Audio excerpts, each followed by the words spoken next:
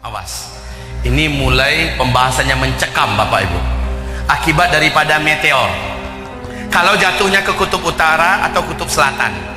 Tapi kalau jatuhnya meteor itu di daratan, inilah yang sesuai dengan ayat dan hadis.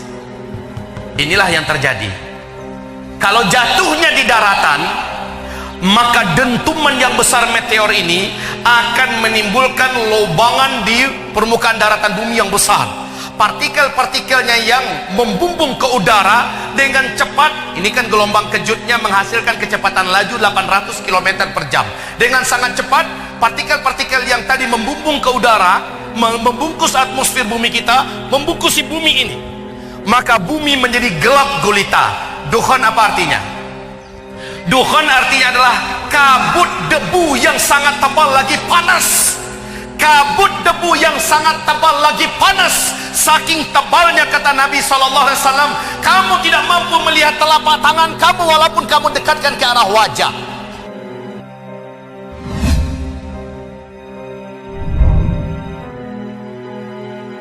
Baik kaum muslimin, nah, tanda besar kiamat ini tidak akan terjadi sampai simpulnya diputus. Apa? Terjadi dulu.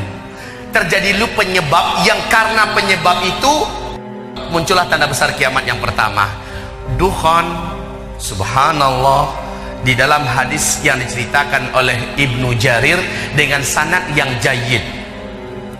Ibnu Abi Mulaikah berkata, guruku Abdullah Ibnu Abbas pagi tadi berkata, saya semalaman gelisah, saya tidak bisa tidur. Kami bertanya, kenapa wahai Tuan Guru? Siapa yang bercerita ini, Pak?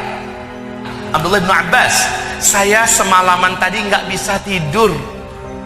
Kenapa Tuan Guru? Kata Ibnu Abi Mulaikah. Dia adalah murid, salah satu murid terpintar dan paling diandalkan oleh Ibnu Abbas. Kenapa wahai Tuan Guru? Beliau mengatakan, sahabat-sahabatku berkata, malam tadi mereka sudah melihat meteor mengarah ke bumi. Berarti besok terjadi dukhon. Ini kata Ibnu Abbas. Coba lihat bagaimana yakinnya para sahabat bahwa zaman mereka itulah zaman tanda-tanda besar itu akan terjadi. Meteor datang mengarah ke bumi, mereka yakin besok terjadi dukhon. Sementara Bapak Ibu, bukankah dukhon itu tanda besar kiamat yang pertama? Berarti apakah dia yang dimaksud dengan simpul tadi? Iyuqta'u silk. Silk itu apa? Silk itu menurut athar dari Ibnu Abbas tadi, dia adalah hantaman meteor menabrak bumi. Baik, berarti dukhon hanya terjadi apabila bumi sudah mengalami hantaman dan serangan meteor. Yang belajar ilmu fisika atau ilmu astronomi pasti kenal dengan ulasan-ulasan pembahasan NASA. Karena urusan perbintangan, urusan ruang angkasa tidak akan lepas daripada kupasan NASA Amerika Serikat. Baik kaum muslimin, 43 tahun yang lalu NASA sudah mengumumkan bahwa 2013 ke atas bumi kita memasuki arus sungai meteor di ruang angkasa. Kecepatan meteor di ruang angkasa Bapak Ibu, satu meteor itu kecepatannya 120.000 km per jam. Besarnya meteor antar satu dengan yang lain itu beda-beda. Ada yang sangat besar, ada yang kecil. Nah, kalau seandainya meteor ini garis diameternya, satu meteor saja garis diameternya 2 km saja, menurut Michel Penn, beliau adalah seniornya pakar astronomi dunia yang menjadi rujukan juga oleh NASA Amerika Serikat. Michel Penn mengatakan, kalau satu meteor saja yang garis diameternya 2 km menghantam bumi, kekuatan ledakan yang akan dihasilkannya sama dengan 1 juta kali lipat bom nuklir yang dulu pernah menghantam Nagasaki dan Hiroshima. 1 juta kali lipat. 1 juta kali lipat bom nuklir. Sehingga kalau meteor ini jatuhnya ke laut, kata Michel Penn, jatuhnya ke laut akan menimbulkan gelombang tsunami setinggi 230 meter. 230 meter kalau jatuhnya ke laut, Pak. Dan itu kecepatannya Masya Allah, kecepatannya ratusan kilometer per jam. Kecepatan tsunami itu maksud saya.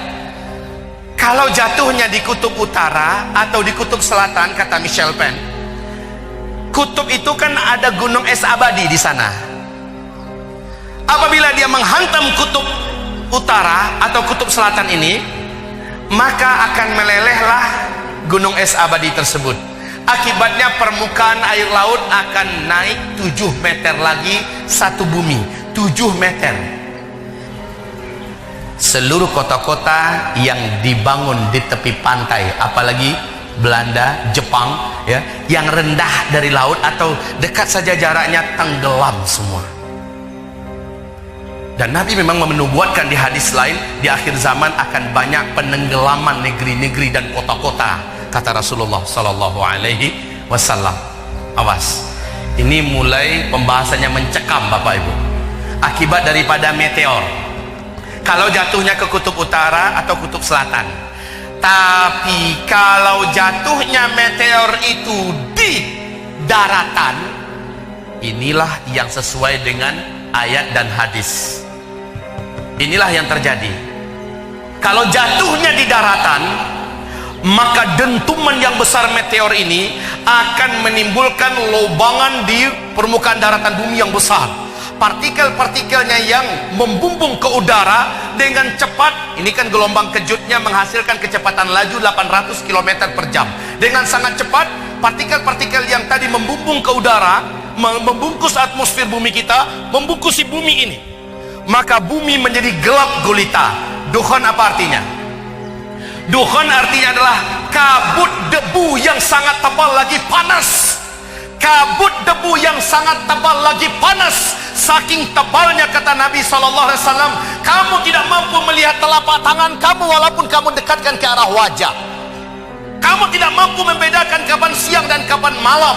Dan itu lamanya 40 hari 40 malam, kata Rasulullah. Menurut NASA Amerika Serikat, menurut pakar-pakar astronomi dunia, bila hantaman meteor terjadi 1 tahun, kata mereka, bumi ini gelap. Tapi kata Rasulullah hanya 40 hari. Nanti di akhir zaman, kata Rasulullah, akan ada hujan. Yang hujan tersebut membawa petaka bagi apa yang diturunkannya. Hujan ini akan menghentikan langsung semua partikel-partikel tebal yang ada di langit akibat ledakan meteor. Subhanallah, sambil menyambung hadis Nabi Muhammad SAW. Kaum muslimin, berarti apa dampak meteor bagi kehidupan manusia? Kalau jatuh ke bumi, dampaknya, kata Rasulullah, seluruh orang kafir di muka bumi ini yang tidak sempat menyelamatkan diri, orang kafir yang gak sempat menyelamatkan diri, dan orang Islam yang minim amal soleh, orang Islam yang banyak dosa, sama menderitanya dengan orang-orang kafir yang tidak sempat menyelamatkan diri itu. Apa yang terjadi? Kata Rasulullah SAW, kulit mereka melepuh, wajah mereka seperti meleleh. Dari mulut mereka, dari hidung mereka mengeluarkan asap. Dari lubang dubur mereka mengeluarkan asap. Jantung dan paru-paru mereka bagaikan terasa terbakar. Sementara, kata Rasulullah, orang yang beriman, yang amal solehnya sebelum kejadian itu banyak, Allah jadikan berkat iman dan amal solehnya, dia selamat. Ketika dukhan selesai, bumi kembali terang, maka saat itu orang beriman hanya seperti terserang flu dan demam saja sedikit. Masya Allah, kita utuh Pak. Tapi orang-orang kafir yang gak sempat menyelamatkan diri, meleleh, wajahnya menjadi jelek. Kaum muslimin yang kami muliakan, ini dampak daripada meteor. Sekarang terjawab sudah, kenapa Amerika Serikat di akhir 2012 sudah merampungkan pengerjaan bunker raksasa mereka yang ke-6. Nabi mengatakan, apabila nanti dukhon meteor akan menghantam bumi, kata Rasulullah, ya, tandanya bumi dikelilingi oleh bintang berekor selama 3-7 hari berturut-turut. Satu bumi bisa menyaksikan kejadian itu, satu bumi. Kalau itu sudah kalian saksikan, kata Rasulullah SAW, maka persiapkanlah makanan untuk diri kalian dan keluarga kalian yang bisa bertahan selama 1 tahun ke depan. Ini perintah Nabi Muhammad SAW. Perintah Nabi ini Amerika sudah buat duluan. Ketika dukhan terjadi, hantaman meteor terjadi, kata Rasulullah, sembunyilah kamu ke dalam rumah kamu, tutup pintu rumah kamu kuat-kuat, dan tutuplah jendela rapat-rapat, ventilasinya tutup semua, masuk ke dalam kamar, tutup pintu kamar kamu, kata Rasulullah, dan bersembunyilah kamu di dalam selimut, dan menghadaplah ke arah kiblat, sujudlah di dalam selimut itu ke arah kiblat, bacalah subhanal quddus, subhanal quddus, subhanal quddus, rabbunal quddus. Yang melakukan itu dia akan selamat, yang tidak melakukan itu dia tidak akan selamat. Perintah Nabi yang seperti ini dipahami oleh orang kafir di barat dan orang kafir di timur dengan pemahaman yang lebih realistis. Mereka kan bersembunyi ke tempat yang lebih dalam, sampai ke dalam selimut, ya. Mereka memahami dengan buat bunker ke bawah tanah. Jadi yang ngamalkan perintah Nabi itu mereka, Pak. Mereka itu percaya dengan hadis-hadis Nabi. Mereka baca, Pak. Mereka membaca hadis Nabi, mereka yang persiapkannya. Lah kita nggak membaca dan juga nggak persiapan. Cuma mengandalkan iman doang. Coba saya ulangi, Amerika akhir 2012 sudah menyelesaikan bunker raksasa yang ke-6. Rusia sudah selesai bunker raksasanya yang ketiga. Inggris sudah menyelesaikan bunker raksasa. Australia sudah menyelesaikan bunker raksasa. Perancis sudah menyelesaikan bunker raksasanya. Bahkan negara tetangga kita, Singapura, juga sudah menyelesaikan satu bunker raksasa, tetapi besarnya setengah daripada bunker Amerika yang hanya mampu menampung 250.000 manusia. Kalau Singapura, Indonesia udah punya bunker belum? Lalu kemana Bapak lari nanti? Kemana Ibu lari, Bu? Bunkernya nggak ada. Bunker kita adalah Allah. Fafirru ilallah, larilah kamu kepada Allah.